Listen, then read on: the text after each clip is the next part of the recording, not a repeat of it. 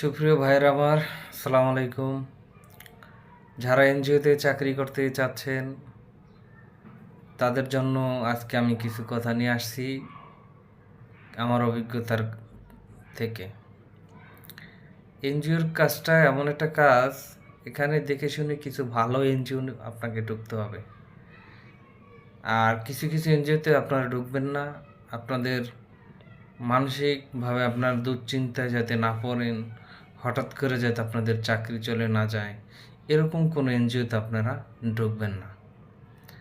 এমন এমন কিছু এনজিও আছে যারা মানুষকে হঠাৎ করে কোনো নোটিশ ছাড়া, কোনো কারণ ছাড়া, কারণ না দেখে আপনাকে হঠাৎ করে চাকরি থেকে বিচ্যুতি করবে।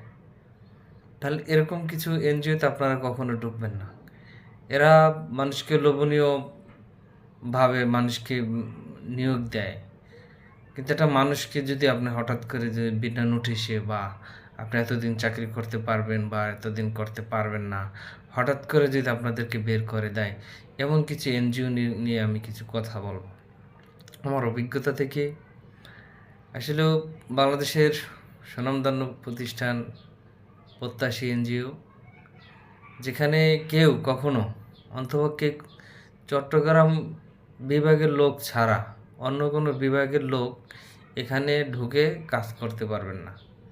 কারণ কি জানেন? এখানে শুধু কুমিল্লার লোক, চট্টগ্রামের লোককেই প্রাধান্য দেওয়া হয়। তারা কাজ না পারলেও তারা ভালো, তাদেরকে রাখবে। আর আপনার একটু টুকিটাকি ভুল, কাজে ভুল হলেই আপনাকে হঠাৎ করে বিনা নোটিশে কোনো কারণ ছাড়াই বের করে দিবে। এরা হচ্ছে অমানবিক, নিষ্ঠুরতার, আমি বলবো নিষ্ঠুর, আসলে সীমারের চেয়েও কঠিন। এরা সীমারের চেয়েও কঠিন। এরা সীমার, প্রত্যাশী এনজিওটা হচ্ছে সীমার। এরা কঠিন, এরা এমন কঠিন, এরা মানুষকে কুকুরের মতো খাটায়, গাধার মতো খাটায়, গাধার মতো ব্যবহার করে। আরে ভাই, আপনার চাকরি আছে, আপনার প্রতিষ্ঠান আছে, আপনার চাকরি করতে আপনার একটা নোটিশ দেন। আপনি বিনা নোটিশে একটা মানুষকে বের করে দিবেন, একটা মানুষকে নিয়ে আপনারা প্রতারণা করবেন, এরকম অনেক অভিযোগ আছে।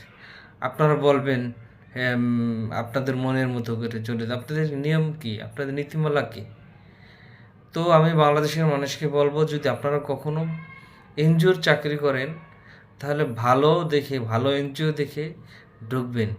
কিছু প্রতিষ্ঠান আছে, যেমন আম্বালা প্রতিষ্ঠান আছে, প্রত্যাশী প্রতিষ্ঠান আছে,